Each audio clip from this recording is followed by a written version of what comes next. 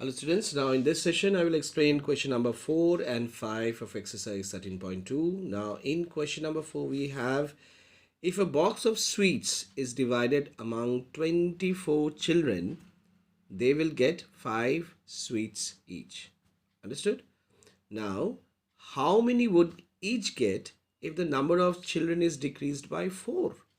Okay, so according to the first sentence we can observe that the two topics have been discussed, that is number of children and number of sweets. So when the number of children is 24, number of sweets received by each students or each children is what? 5. Okay, now how many would each get if the number of children is decreased by 4? That means we'll now decrease 4 from here. That is 24 minus 4. Now how many children are here?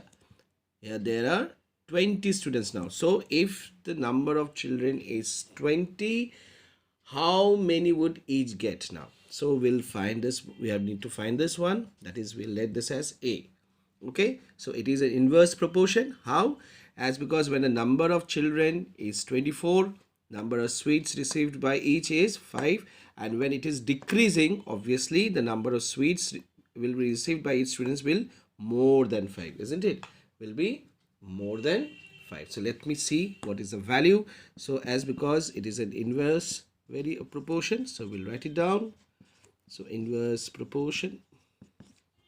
Now what we do with the inverse proportion? Yes, we multiply this 2 equals to multiply the product of this 2.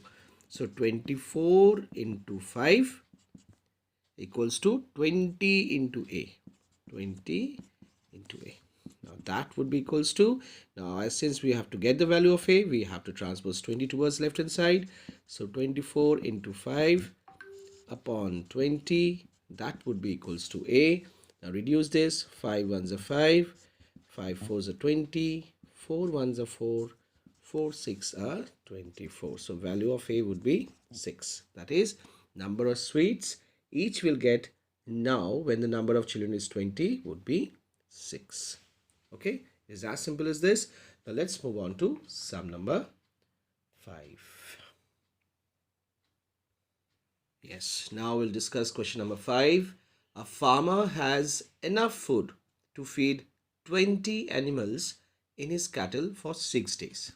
Fine, 20 animals for 6 days. How long would the food last if there were 10 more animals in his cattle? Fine, so what is the two topics that we're discussing here? Number of animals and number of days, isn't it? So we'll write it down. So number of animals and number of days. Okay, so according to the first sentence, 20 animals can get their meal up till how many days? 6 days. That means the food that is available with the farmer, he can feed 20 animals for 6 days. Now according to the second sentence, how long would the food last? Now how long would the food last? When how long means days, so we do not know days, we have to get the value of days.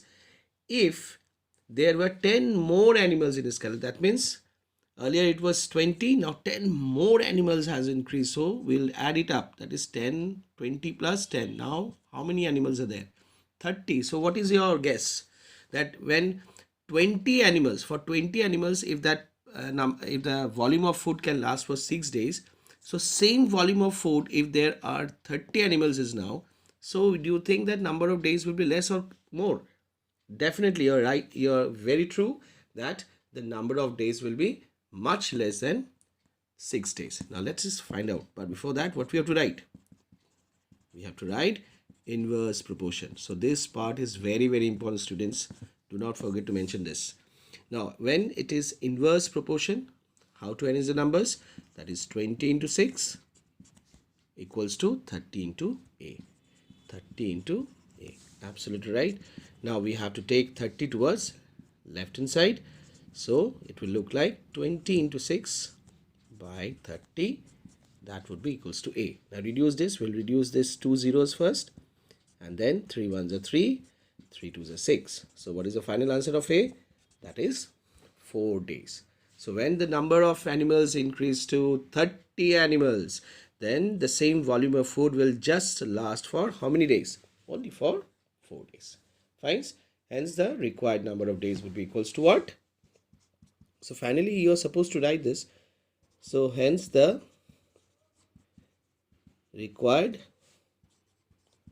number of days will be equals to 4. Okay. So thank you very much. So in my next session, I will try to cover up question number 6 and question number 7. Okay, students. Thank you and stay blessed.